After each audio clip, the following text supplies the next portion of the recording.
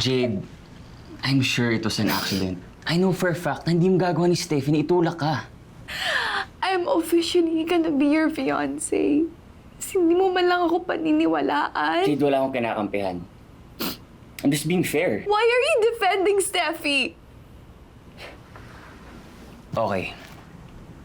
Kinausap ko yung secretary ni Ma'am Pia. And according to her, ikaw ding sumugod. Opinion niya yon. Hindi yun totoo. Opinions are not facts. Tinulak ako ni Steffi. Sobrang strong nung push niya sa akin. No wonder. Laking kali kasi kaya ang lakas. Pero alam mo kung tutuusin, ikaw ngayon may kasalanan eh. Alam mo kung bakit? Dahil nasa workplace ka ni Steffi. Para saan? Para awayin siya. I was gonna give her something. Sure. Sure, you're that kind of person.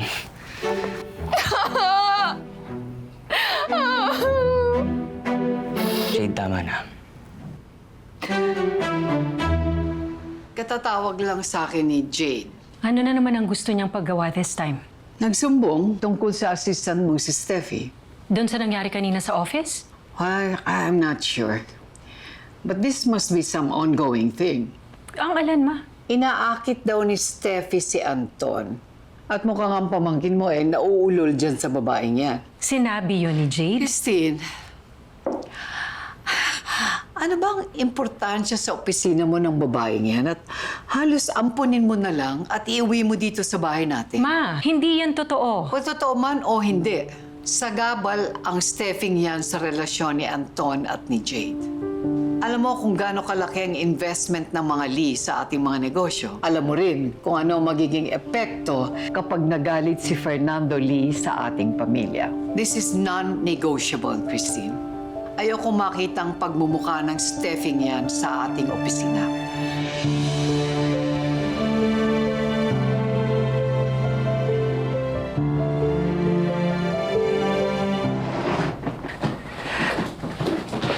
Ma, Steffi is smart, loyal, and dedicated. She's an asset sa office. Tigilan mo ako ng smart and loyal na yan.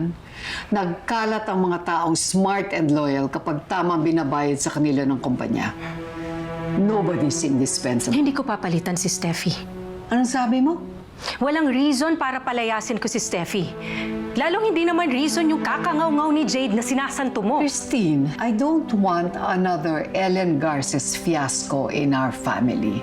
Naintindihan mo ba yun? Do you really want to lose someone who's saving our company millions of pesos by just doing her job? Sa tingin mo, Mama, sino ang mas may pakinabang sa kumpanya natin?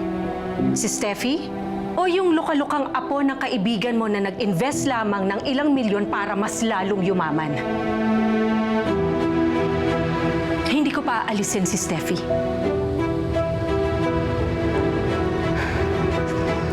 Meron tayong importanteng kailangan pag-usapan tungkol sa mga personal na bagay. Tungkol po ba kay Ma'am Jade? Nakarating na rin po sa inyo. Ma'am Christine, aksidente lang po yun. Naniniwala ako sa'yo, Steffi. Thank you po. Pero hindi tayo nandito para pag-usapan si Jade, kundi ang mga pamangkin ko. Sige po. May karelasyon ka ba sa mga pamangkin ko? Po? Wala po, Ma'am Christine. Sigurado ka? Yes, ma'am. I trust that you're telling me the truth. Thank you. Pero gusto ko lang natandaan mo, hindi ka makakapagtrabaho ng mabuti kung hahaluan mo ng emotional at personal investments ng trabaho, Steffi. I totally understand, Ma'am Christine.